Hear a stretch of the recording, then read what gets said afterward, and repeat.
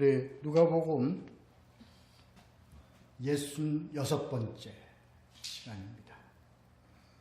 이 세상과 저 세상이라는 제목으로 누가복음 20장 19절서부터 40절까지의 말씀을 가지고 오늘 함께 보도록 하겠습니다.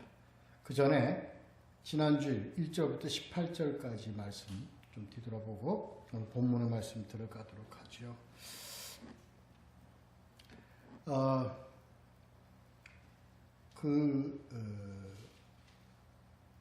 예수님에게 이렇게 묻습니다. 요한의 세례가 그 전에 무슨 권위로 이런 말을 하는지, 이 권위를 준 이가 누구인지 말하라. 그 성전에서 가르치는 말의 권세, 그 다음에 그 말씀에 따라서 치유하고 이러한 능력, 이러한 것들이 누가 줬느냐, 이 권세를. 이렇게 얘기하는 이유는 자기네들이 이 성전의 주인이고 성전을 관리하고 성전을 지키는 자들이고 예배와 모든 것들이, 제사와 이 모든 것들이 자기들이 주관하여서 다 이루어지는 건데, 가르치고 이러한 모든 것들이 자기들이 갖고 있는 권위인데, 권한인데도 불구하고 그리고 그 예수가 날마다 성전에서 가르치면서 능력을 행사하고 하니까 속된 말로 벨이 뒤틀려서 못 보는 거예요. 그래서 네가 무슨 권위로 이런 일을 하고 누가 이렇게 줬느냐 하고 이제 질문을 하는 겁니다. 여기서 예수님이 그 세례 요한을 들어서 그들에 대한 질문에 대한 답을 합니다. 요한의 세례가 하늘로부터냐, 땅으로부터냐, 사람으로부터냐 하고 얘기를 합니다. 그들이 이제 난처하게 됐죠. 그래서 요한을 하늘로부터라 그러면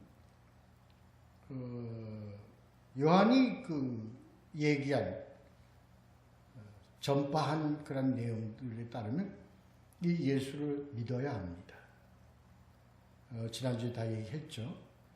그래서 그렇게 대답도 못하고, 사람으로부터라 그러면 모든 유대인들이 요한을 선지자로 알고 있는데, 선지자는 하나님으로부터의 어떤 능력과 말씀을 받아서 전하는 자가 선지자인데, 이를 부인하는 것이기 때문에 유대인으로부터 그런 또 자기네들이 곤란에 처하게 된다.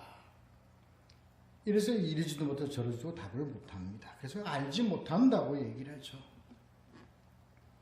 그래서 이걸 가지고 예수님은 한 비유를 가지고서 그들에 대한 답을 대신하고 있습니다. 그것이 바로 포도원 지기에 대한 내용입니다. 여기서 이 포도원 지기는 바로 질문을 한 그런 바리새인, 서기관, 사두개인 이런 자들에 대한 내용입니다.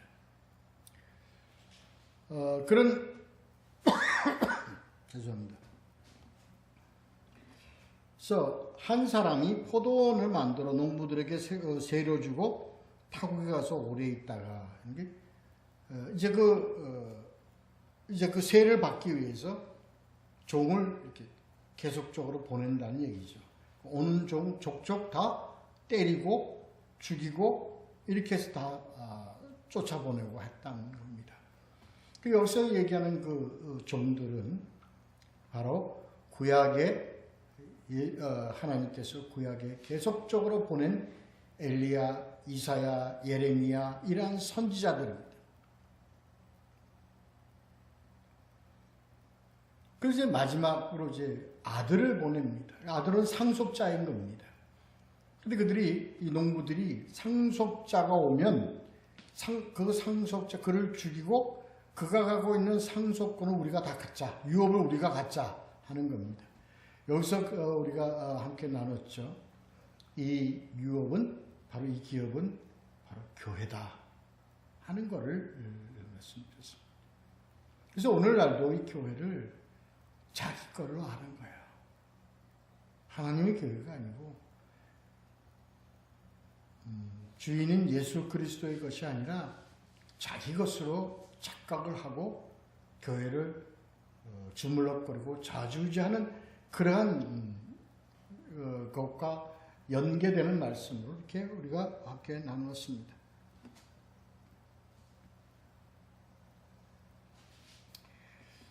그때 이제 심판이 떨어지죠. 그 심판을 하면서 이런 내용이 바로 모퉁이 모퉁이돌의 머릿돌, 바로 이것이 예수 그리스도이다. 그리고 이 예수 그리스도는 오늘날 우리에게 오시는 것은 바로 말씀으로 오신다. 그러니까 이 말씀으로 오신 이 말씀이 바로 뭐냐? 돌이다. 그래서 이 돌, 말씀, 반석, 예수 그리스도의 돌에 위에 떨어지면 그러니까 모든 심판이 이 말씀으로 인함이 나는 거예요. 그래서 이 말씀으로 인해서 저들이 심판받고 저들이 아주 그냥 엄격하게 엄하게 심판한다는 내용의 얘기를 가지고 우리 지난주에 이렇게 말씀을 함께 나누었어요. 자, 길게 더 이상 할 수도 없고, 자, 오늘도 본문의 내용이 좀 깁니다. 그래서 본문으로 들어가도록 하죠. 오늘은 크게 두 가지 내용으로 합니다. 19절서부터 26절까지 그리고 27절부터 40절까지 두 부분 나누죠. 전반에 있는 그 19절부터 26절까지의 말씀은 세에 대한 겁니다. 세금에 대한 내용을 가지고 예수 그리스도를 올무에 잡아 넣으려고 하는 그런 내용의 얘기예요. 그 다음 두 번째는 부활에 대한 내용을 가지고 합니다. 근데 우리가 지금 크게 보아서 이렇게 씁니다. 첫 번째에 대한 내용은 바리새인들, 특히 바리새인들 중에서 민족주의자들, 그들이 예수를 올무에 집어넣기 위해서 던지는 질문에 대한 내용입니다. 첫 번째 것이. 두 번째 것은 부활을 부인하는 사두개인이 이 부활이라는 것을 조롱하면서 예수 그리스도를 올무에 잡아 넣기 위해서 던지는 질문에 대한 내용입니다. 그렇게 크게 두 가지로 오늘 이렇게 나눠서 보는데요. 첫 번째 것, 19절서부터 26절까지 먼저 보도록 하겠습니다. 자, 읽습니다.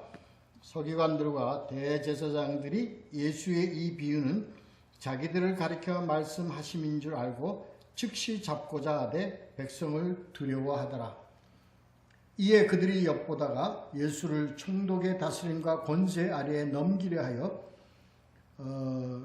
정탐들을 보내어 그들로 스스로 의인인 채 하며 예수의 말을 책잡게 하니 그들이 물어 이르되 선생님이여 우리가 아노니 당신은 바로 말씀하시고 가르치시며 사람을 외모로 취하지 아니하시고 오직 진리로서 하나님의 도를 가르치시나이다. 우리가 가이사에게 세를 바치는 것이 옳으니까 옳지 않으니까 하니 예수께서 그 관계를 아시고 이르시되 데나리온 하나를 내게 보이라. 누구의 형상과 글이 여기 있느냐? 대답하되 가이사의 것이니이다. 이르시되 그런즉 가이사의 것은 가이사에게 하나님의 것은 하나님께 바치라 하시니 그들이 백성 앞에서 그의 말을 능히 책잡지 못하고 그의 대답을 놀랍게 여겨 침묵하니라. 아멘. 여기까지 먼저 보도록 하겠습니다. 우리 다 이거 공간보험에서 다 했던 내용입니다. 했던 내용 다 기억들이 나시. 그러니까 이 전체적인 내용을 디테일하게 이렇게 우리가 풀어 얘기하는 것은 했던 것이기 때문에 생략을 하고요. 개괄적인 것, 대략적인 내용만 전체적인 내용의 의미로 보도록 하겠습니다.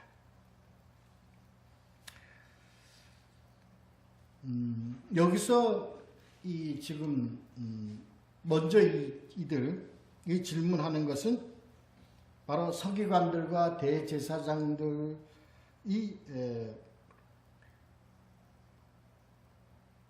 그들이 지금 이제 예수를 올무에 잡아 넣으려고 하죠. 얼마나 이들이 지금 속에서 지금 막 분노 이런 것들이 엄청 일어났을 거예요. 왜 우리 지난주에 우리 했던 그 내용의 말씀대로 그들이요 예수님이 이렇게 얘기합니다. 너희들은 말씀이 너희들에게 이게 복음이 바로 너희들에게 떨어지면 너희는 뭐야? 너희는 콩가루가 되는 거야.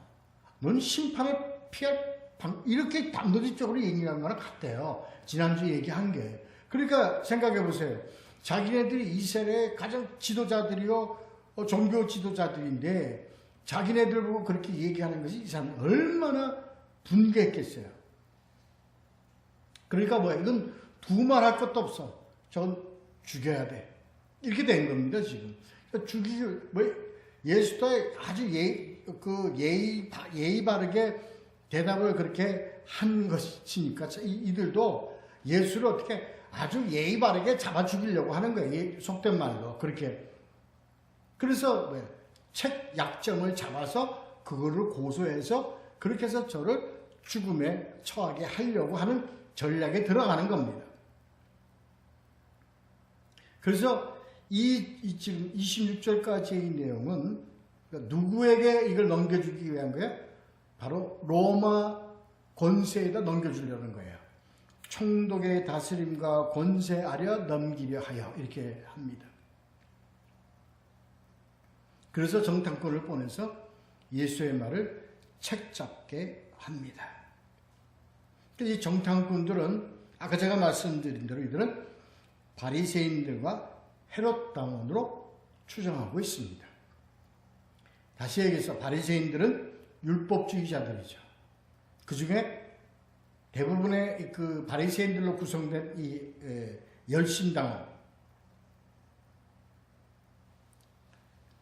당원들은 민족주의자들입니다.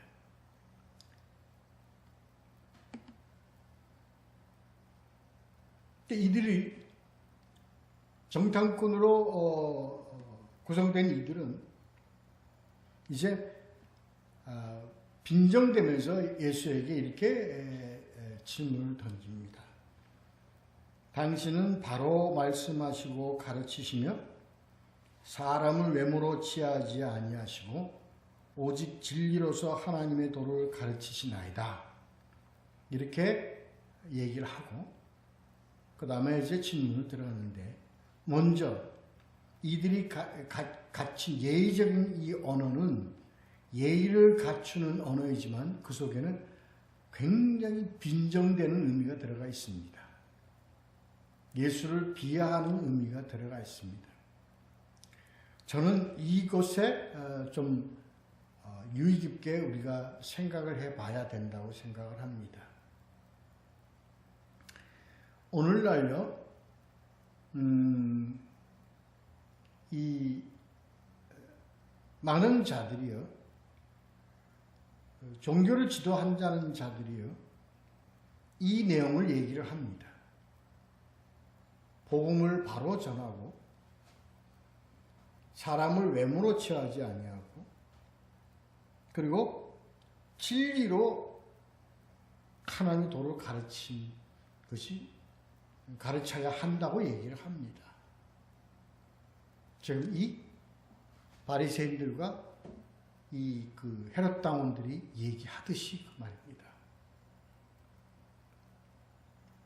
이걸 우리 그냥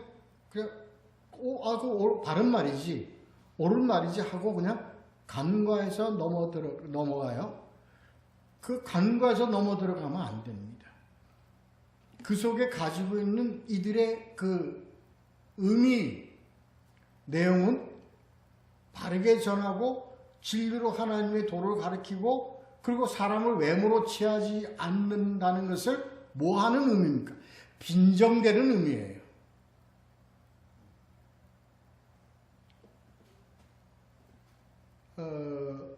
이것에 우리가 유의 깊게 가야 합니다. 오늘날 교회가요, 바른 복음 전한다 그러고, 우리는 사람 취급, 사람 차별하지 않는다 그러고, 평등하다 그러고, 그리고 오직 진리로만 가르친다고 얘기를 해요. 예? 근데 실질적으로 그들은 이 진리와 바른 복음과 그리고 사람을 차등하지 않는다는 것을 그냥 표로만 내어놓고 실질적인 내용에 들어가서는 그러한 것을 아주 비하하는 그런 짓을 하는 그런 교회들, 그 속의 내면을 들어가면 이들과 같은 그러면서 항상 그래요. 그분 말씀 잘 전하지. 그분은 올게 바른 말씀 잘하지. 그분은 이렇게 얘기를 하고 그것이 참 중요한, 그것이 참 귀하다고 얘기를 하는 것 같지만 실질적으로는 전부 다 그것을 다 비하한다고요. 빈정된다고요. 콧방귀를 끼고 있다고요. 실질적으로 그들은 교회를 어떻게 이끌어가느냐?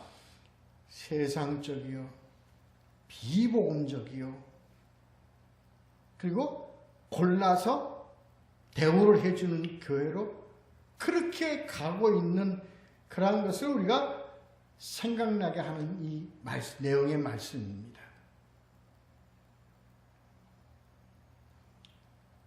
그들은 다음의 질문과 같이 그들은요, 아주 세속적이고 그렇지 않으면 반란적인 그런 양면을 가지고 있습니다. 오늘날 교회가 그렇습니다.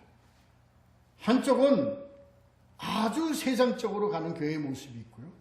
그렇지 않으면 아주 반란적인 것으로 가는 교회들이 있습니다. 극단적 그런 내용으로 가는 교회들이 있습니다. 그 질문입니다. 오늘 이 내용이. 가이사에게 세를 바치는 것이 옳으니까 옳지 않으니까 하는 내용입니다.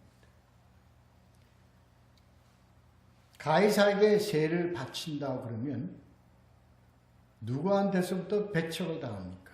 바로 유대 백성들에게서 배척을 당합니다. 왜요? 그때 당시 유대인들은 뭐예요? 로마에 대해서 모두가 다 뭘 가지고 있어요? 반감을 가지고 있었기 때문에 그렇습니다. 그런 반감을 가지고 있는 자들이, 골수자들이 모인 데가 헤롯 다운들입니다. 열심 다운들입니다.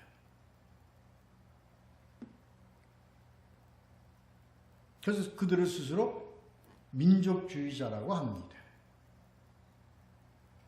오늘날 교회가요, 우리가 쉽게 볼 수 있는 교회가 이 양면의 교회들을 우리가 볼 수 있어요. 하나는 굉장히 세상적이죠. 아주 친정부적이고 아부적이고, 그리고 아주 세상 것에 그 어떤 실용적으로 상용적으로 가는 그런 교회의 모습이 있는 반면에, 또 하나는요, 반란적인, 반사회적, 우리가 소위 특히 말해서 어떻게 하면 반체제적. 그러니까 그들에게는요, 뭐가 우선이냐면 하나님도 누구를 위해서, 자기 민족만 이렇게 하는 겁니다. 우리 민족은 특별하게 선택한 민족이다. 민족 우월주의자들입니다. 누구들이에요? 미국의 백인 우월주의 교회들입니다.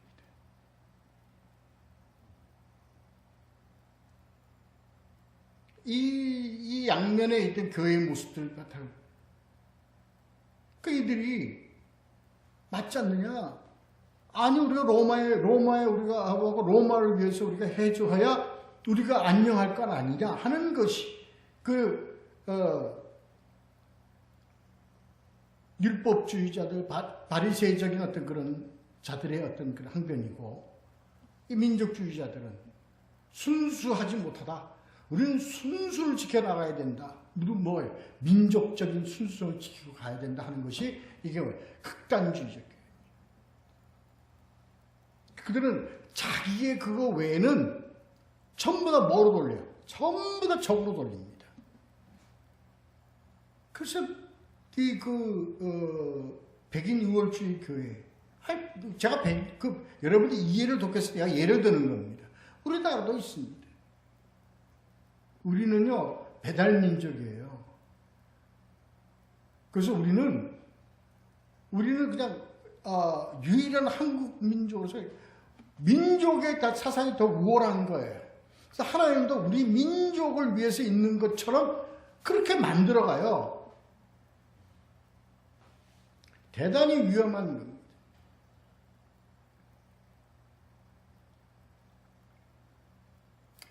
그렇습니다. 그들은 다 자기네들이 옳게 복음 전하고요. 그리고 뭐 바르게 복음 전하고요. 다 평등하다고 얘기해요. 기실 직전 그들에게는 적이 아주 사방에 깔려 있습니다. 자기가 아닌 자들은, 자기하고 같이 하지 않은 자들은 전부 다 적이 되어버립니다. 원수가 되어버립니다. 같은 기독교인이라 할지라도 그들에게는 적이 되는 겁니다.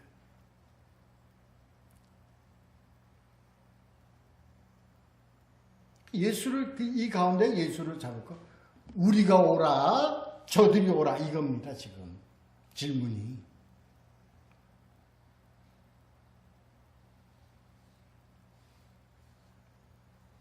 예수의 말씀의 결론은, 내용은 아니까 예수의 말씀의 내용은 이렇습니다. 이 동전을 주면서 이 동전에 그려져 있는 낱장은 누구냐, 누구의 것이냐 하고 묻는 거예요, 도리어.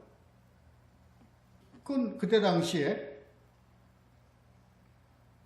황제가 아우구스투스의 아들, 아우구스투스는 누구냐면 우리가 잘 알고 있는 시저의 아들입니다. 옥타비아누스. 옥타비아누스가 황제의 이름으로 아우구스투스입니다. 그 아우구스투스의 아들이 황제가 된 티베리우스. 아마 그 티베리우스가 그 얼굴에 조화의 그렇게 얼굴로 나타났다고 합니다. 이 가이샤 황제, 이 가이샤의 것이다. 가이샤는 황제입니다. 황제 가이샤의 것입니다. 라고 하니까 예수님이 가이샤의 것은 가이샤의 것이요, 하나님의 것은 하나님의 것이다 하고 얘기를 하는 겁니다. 그러니까 이 세를 지금 데나리온은 왜 데나리온이 그 의미가 있는 얘기냐면, 데나리온은 로마의 화폐 단위예요. 로마의 화폐 단위인데 참고로만 하십시오. 문화의 100분의 1. 문화는 헬라 화폐입니다. 그러니까 로마 화폐, 헬라 화폐, 그 다음에 유대, 이스라엘 화폐, 이런 것들이 있었습니다. 그러니까 복잡해. 그러니까 딱 이게 환전하는데 환전은 복잡하다. 그래서 성전에서 뭐예요? 세계는 유대 화폐입니다. 성전세는 뭘로 받아요? 유대 화폐로만 받습니다. 그래서 데나리온이나 이런 그 헬라나 로마의 화폐를 가져오면 그걸 가지고 세계를 유대 화폐로 바꿔주는 거를 환전상이라고 하죠. 그러니까 그 환전상이 그 하면서 바꿔주는 환차에 이익을 붙여갖고 치부를 한 자들이기 때문에 장사치를 해가지고 예수님이 성경에서 쫓아낸 거예요. 이해가 되시죠? 그렇습니다. 지금 여기서 이 데나리온은 로마 화폐예요. 그러니까 왜 로마 화폐로 이들은 가냐? 이 데나리온은 인두세, 우리로 오늘날 말하면 성격이 비슷한 세금은 무슨 세금이라고 보면 주민세라고 보면 됩니다. 그래서 두당 우리가 두당 한 데나리온입니다.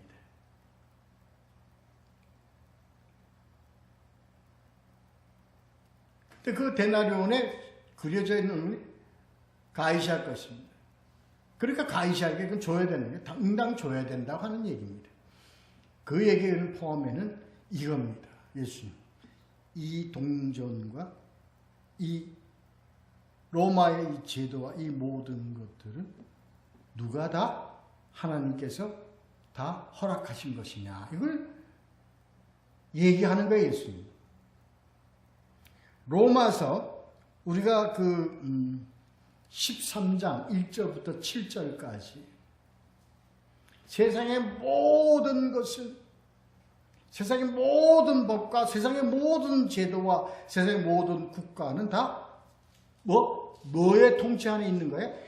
하나님의 통치 안에 있다는 겁니다. 그래서 이 가이사에게 세금을 주도록 하고 있는 것은 그들은 그렇게 알지 못해도 하나님의 모든 세상 우주 만물의 통치권 아래에 있기 때문에 실상은 누가 허락한 거예요? 하나님이 허락한 것이기 때문에 그 허락한 것을 너희가 내라 하는 거와 같습니다. 우리가요 이렇게 질문하는 것 같습니다. 하나님은 살인하지 말라고 그러지 않았습니까? 그럼 우리가 군대를 가는 것이 옳습니까? 가지 않는 것이 옳습니까? 하는 얘기에 지금 그 예수님이 이렇게 답하는 것 같습니다. 우리가 지금 이 한국의 이 땅과 한국이라는 국가와 그리고 한국이라는 국가 안에 만든 이 제도는 누구의 통치권 안에 있느냐? 하나님의 통치권 안에 있습니다. 그러니까 하나님의 통치권 안에 있는 제도에서 너희가 의무를 가지고 있는 거라면 너희가 따라야 되는 것이 당연하다. 그 로마서 13장 1절부터 7절까지 내용의 말씀입니다. 그러니까 지금 이 여호와의 증인들이 요새 말씀을 많이 일으켜요. 군대를 거부합니다. 그래서 법원에서 판결하는데 무죄도 나왔다가 유죄도 나왔다가 지금 개판 엉망진창이에요. 판사마다 틀려요. 네? 어떤 판사는 이걸 무죄로 내놓고 또 어떤 판사는 유죄로 해놓고 갈팡질팡을 못 잡아요. 개개만 틀려요. 왜 그러느냐? 모르기 때문에 그렇습니다. 이 여기에 의하면 그들은 군대를 가야 돼요? 안 가야 돼요? 당연히 가야 돼요.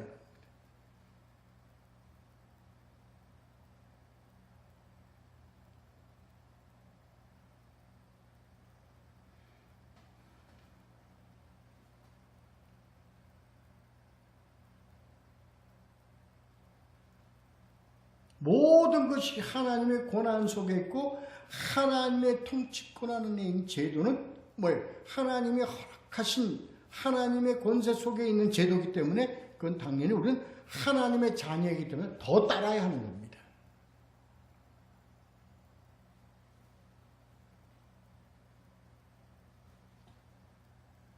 이렇게 대답을 하는 거예요. 이렇게.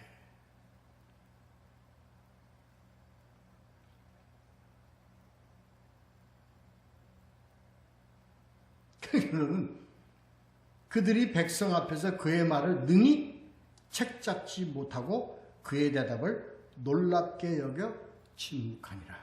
여러분, 그래서 중요한 거는 모든 지식과 모든 그런 그 논리와 모든 사상이 뭐 앞에서 다 무릎 꿇어요? 복음 앞에서 무릎 꿇게 돼 있습니다.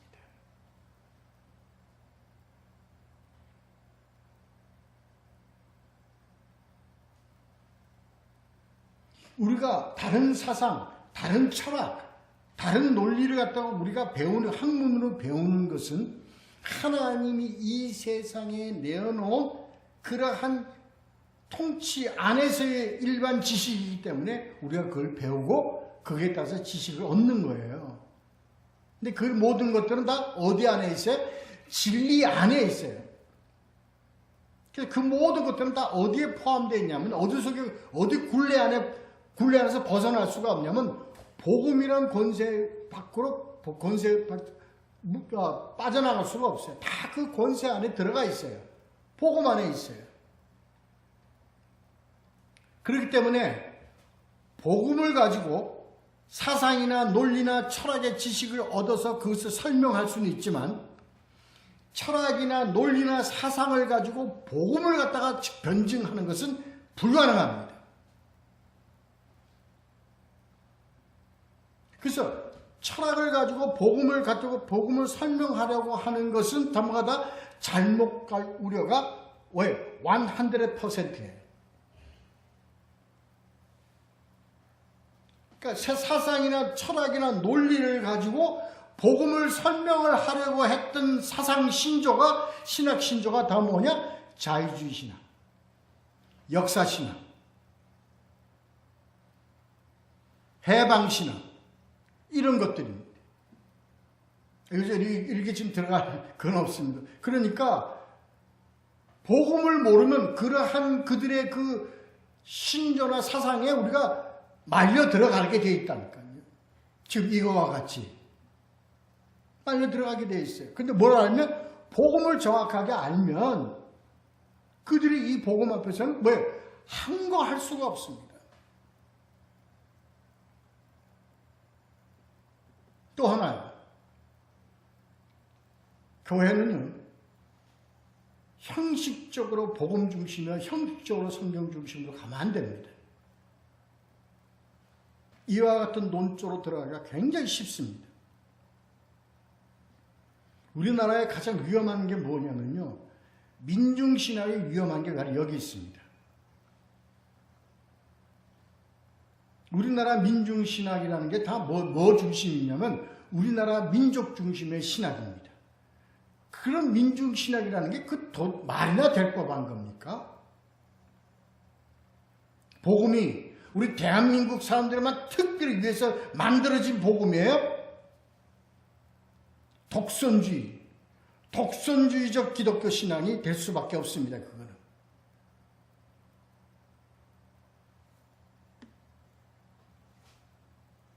그 속에 우리 민족이나 우리나라가 허락된 우리나라가 그 안에 동참하는 것이지.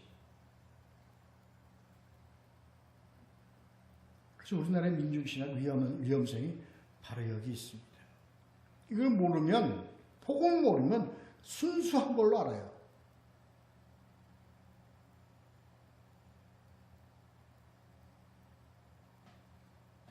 자, 그 다음 두 번째. 자, 지금 여기까지 뭐에 대한 얘기냐면, 그 바리새인과 그 다음에 그 뭡니까? 열심당원, 혈육당원들의 어떤 그런 그 질문에 대한 것입니다.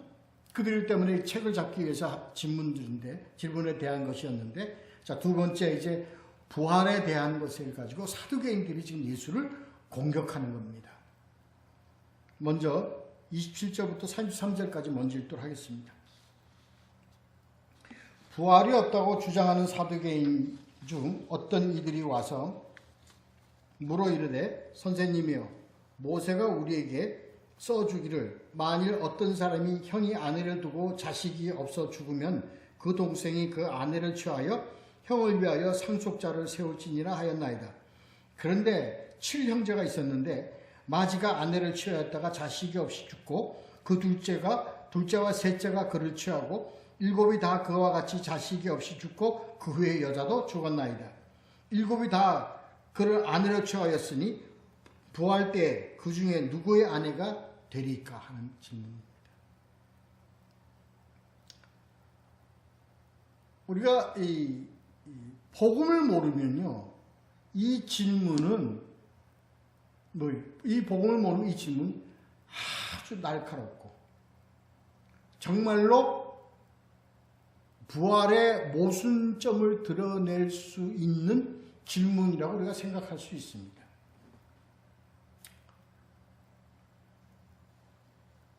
그래서 이 부활이 없는 사두개인들이 이 부활에 대해서 질문하는 것은 그 목적은 뻔하지 않습니까? 부활을 부인하면서 이 부활에 대한 것을 가지고 질문한다는 것이 바로 뭐 하기 위한 거예요? 부활을 공격하기 위한 거예요. 부활 논리에 부정하기 위해서 하는 질문입니다. 다시 말해서 부정을 위한 질문입니다. 반대를 위한 질문이죠. 사두개인은. 근데 이 자들이 지금 뭐의 직분을 다 갖고 있어요? 제사장 직분을 다 가지고 있어요. 이 사두개인이라는 직분은요, 다윗과 솔로몬 시대에 있었던 제사장, 사독에서 기원된 그런 직분이 아니고 계급도 아니고 뭐라 그럴까, 한 집단입니다. 그래서 그들은 이거 자칭 제사장 집단이라고 자칭 얘기를 하죠. 실질적으로 로마인에게 제사장 직분을 하명받아가지고 헬라와 로마 시대 때 이 제사장 직분을 하고 연맥을 이어간 게 이 사두개인, 사독 후손들이었습니다.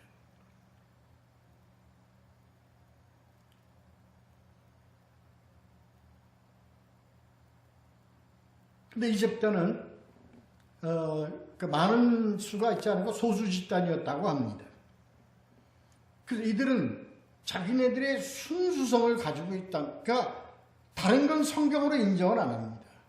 그들이 성경으로 인정하는 것은 모세오경뿐입니다. 그러니까 오로지 이 율법, 그리고 창세기, 하나님께서 창세기 율법 거기까지만 정경으로 그들은 성경을 인정한 거예요. 다른 걸 인정하지. 그래, 그들이 뭘 인정 안 하니까? 선지자도 인정 안 하고 아무것도 인정 안 한다는 얘기예요. 물론 예수는 마찬가지죠. 근데 그들이 이 성전 제사장의 직분을 맡으면서 그들은 지극히 현실주의자들이었습니다. 그렇게 될 수밖에 없죠. 그들이 인가를 받기 위해서, 제사장 직분의 인가를 받기 위해서 누구로부터 허락을 받아야 되냐면 로마로부터 허락을 받아야 되기 때문에 그렇습니다. 그러니까 친로마로 갈 수밖에 없습니다. 그래서 이들은요, 아주 친로마, 아주 정치에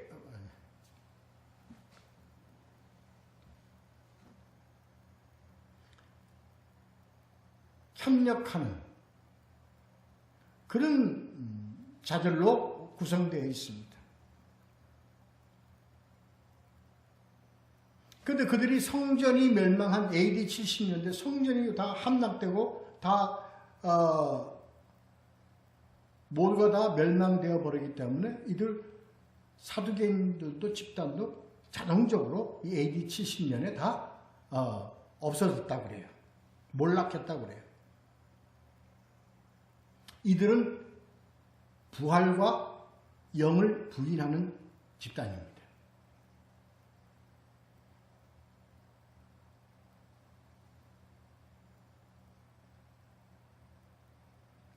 그리고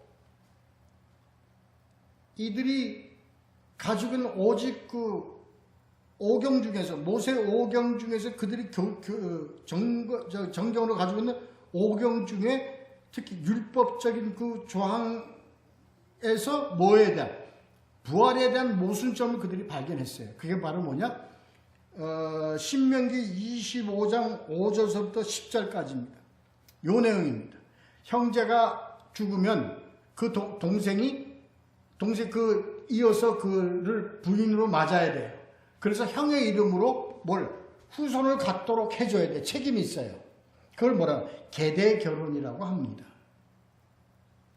계대, 이어간다는, 대를 이어가는, 이기 위한 결혼이다. 그래서 계대 결혼이라고 그러죠.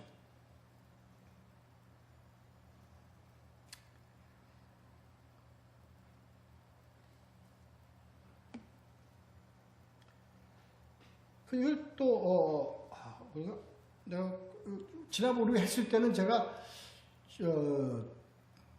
이걸 제가 수헌주의라고 그랬나? 수헌주의? 어떤 그런 내용 말도 있습니다. 어떻게 됐든 이걸 참고로 하려면요, 신명기 25장 5절부터 10절까지의 내용의 말씀을 좀 함께 참고로 하시기 바랍니다. 그러니까 이거를 부활에 갖다 적용되면 부활에 대한 모순점이 확 나오는 것 같아요. 그래서 이걸 가지고 지금 이 자기의 정경인 신명기에서 이걸 가지고서 뭐예요? 지금 예수에게 책을 잡기 위해서, 약점을 잡기 위해서 질문을 던진 겁니다. 걸려들어라. 이거는 그냥 딱 걸려들게 하기 위해서 이 질문을 하는 겁니다. 첫째가 살다가 죽었어. 둘째가 또 이어받았고 부인사. 셋째가 또 이어받고 넷째가 이어받고 일곱 다 이어받았어. 이제 죽어서 부활했어. 하늘 가서 누구 부인입니까? 이래요. 어떻게 대답하겠어요? 어떻게 대답하겠어요? 예수가. 그 다음에 예수가 대답하는 내용을 한번 보도록 하죠. 34절부터 40절까지입니다.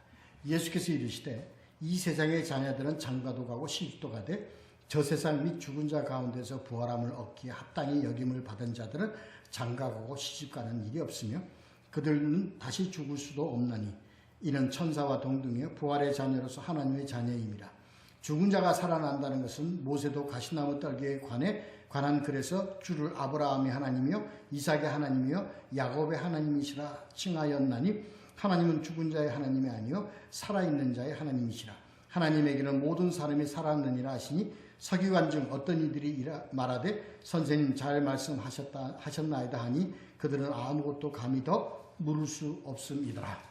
여기에요. 그때 당시에 유대인들은, 그러니까 부활을 믿는 유대인들, 바리새인이나 일반 그 부활을 믿는 유대인들은 부활의 내용에 대해서 그들은 이렇게 생각했습니다. 죽어서 가면 우리가 죽어서 다시 만나잖아요. 우리도 요새 그렇게 얘기하죠. 여보, 우리 나중에 죽어서 우리 천당에서 만나요? 그러면 그 얘기가 뭡니까? 그때 천당 가서 우리가 만나면 우리 천당에서 우리가 뭐가 되죠? 부부가 된다고 생각하는 겁니다. 예? 장로도 마찬가지. 가면 권사님이랑 저기 가서 만나는데 가면 올라오면 뭐로 살아야 돼? 둘이가 부부로서 산다고 생각을 하는 거예요. 이게 우리 일반적인 부활에 대한 개념이에요. 잘못 알고 있는 우리 부활의 개념이라는 얘기예요.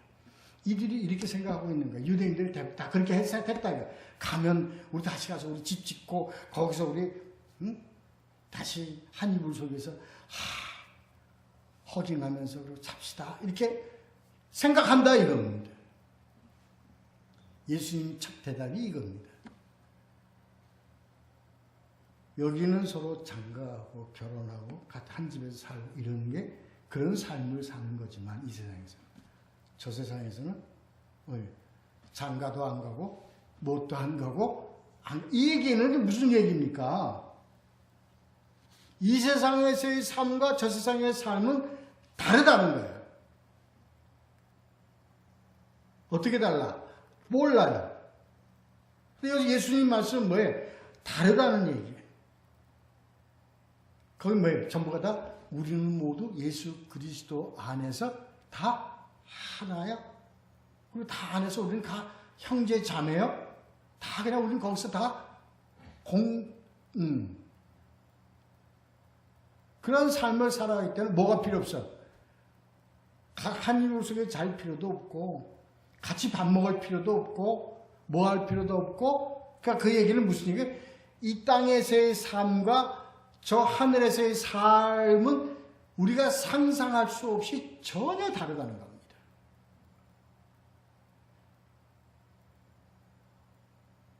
왜요? 여기서는 아이를 낳아야 될 거 아니에요. 우리 집안에 후손을 빨리 낳아야 될 거 아니에요. 그래서 저가 나도 모시고 지도 지 아들 낳아서 자들도 뭐 이러한 그런 가계가 필요하지만 저 하늘과 저 땅에서는 뭐가 후손이라는 게 있어요, 없어요? 없습니다. 논리적으로만 봐서 그렇습니다. 후손이라는 게 있을 수가 없어요. 왜? 하나님께서 이미 정한 수를 마지막 때까지 하나님이 정한 상징적인 숫자 14만 4천이라는 그 숫자에 정해진 숫자, 오늘날 우리 성경에서 우리에게 가르쳐주는 그 숫자는 뭐예요? 남은 자. 또 뭐예요? 이기는 자. 그들이 함께 그리스도 안에서 몇 년을 살다 죽어요? 아니, 영원히 함께 가는 거예요. 그러니까 그 수는 어떻게 돼 있어요? 정해져 있어요. 다시는 죽지 아니하고 그리스도와 함께 영원히 살아갈 자들, 다시 여기 나와 있는 합당한 자들, 하늘나라에 합당한 자들의 수가 정해진 숫자가 영원히 예수 그리스도와 함께하기 때문에 거기서는 장가도 안 갈 필요 없고 아이도 낳지 않고 그냥 그냥 우리가 예수 그리스도 안에서 함께 더불어 모두가 하나가 되어서 영생하며 누리며 사는 것이 저 하늘의 생활이니까 여기서 남편 7을 첫째, 둘째 7을 갈았든 안 갈았든 저가 만약 하늘나라에 갔으면 거기서는 7 남자와 그 외의 사람들 모두가 다 공이 하나가 되어서 같이 더불어 함께 그리스도 안에서 함께 영생의 삶을 살아가는 그 삶이기 때문에 전혀 다르다 하는 거예요.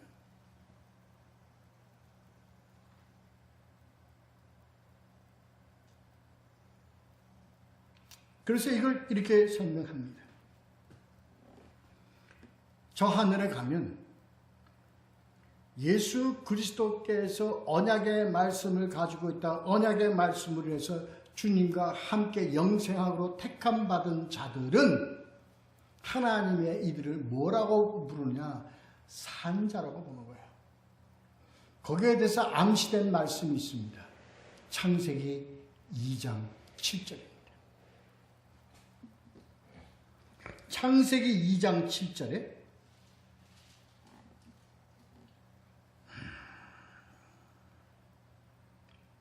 사람을 지으시고 생기를 그 코에 불어넣으시니 사람이 생명이 된지라. 이게 그 근원되는 말씀입니다. 하나님의 그 생기를 받은 자들, 다시 말해서 하나님의 성령을 인하여 우리가 하나님과 연합된 삶을 살아가는 자를 하나님은 뭐라고 부르느냐? 산자라고 보는 거예요.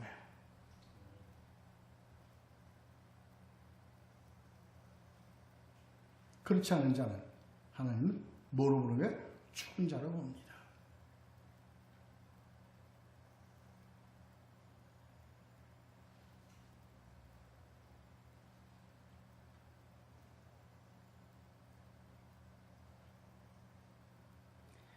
아브라함의 하나님이며 야곱의 하나님이며 이 의미는 그들 이러한 하나님의 생기에 의해서 생명이 될 것에 대한 언약의 말씀이 추워도 변질되냐고 그대로 지속되어 가는 의미를 갖고 있는 것이 아브라함의 하나님이요, 이삭의 하나님이요, 야곱의 하나님이요, 다윗의 하나님이요, 오늘날 예수 그리스도를 소유한 우리의 하나님입니다. 그들도 이것도 지금 오늘날 우리도 다 뭐에 의해서? 하나님의 언약에 의해서 우리가 뭐로? 산자로 그리스도의 옷을 입고 함께 더불어 영생하도록 되어 있는 자, 이를 하나님이 말씀하시기를 살아있는 자다, 산자다, 이렇게 말씀하시는 거예요. 대단한.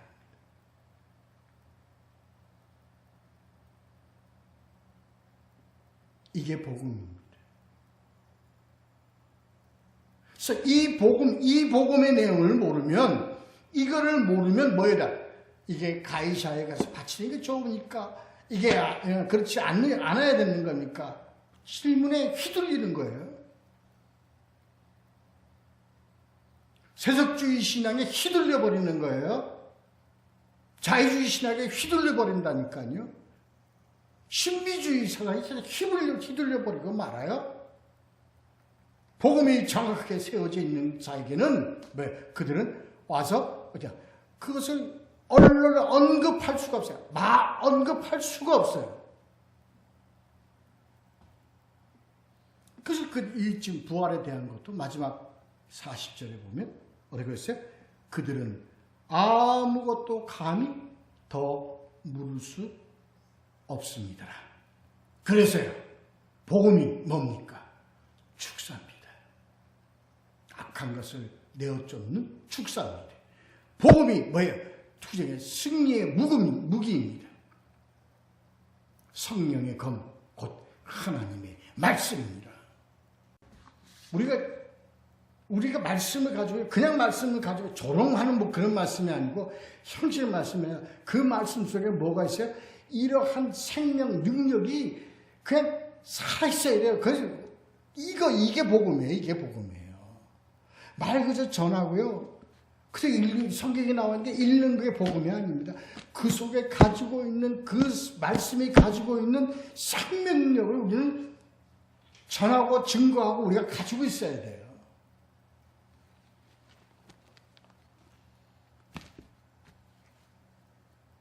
아무 염려하지 말고요. 우리가 복음만 가지고 있으면요. 지금 오늘 이 부활의 진리를 우리가 눈 감을 때, 이 세상에 눈 감을 때 그냥 그거 지고 가는 거예요. 평안하여. 왜? 우리의 길이 정해져 있기 때문에, 약속된 길이 정해져 있기 때문에 어떻게 갈지는 몰라. 그건 하나님께 맡기세요. 그냥 간다. 우리는 그냥 간다. 우와, 예수 그리스도 안에 우리는 있게 되어 있다는 이것만 해도 얼마나 대단합니까? 이 진리로 살아가는 우리 모두가 되시기를 예수 그리스도의 이름으로 축원합니다. 기도하겠습니다.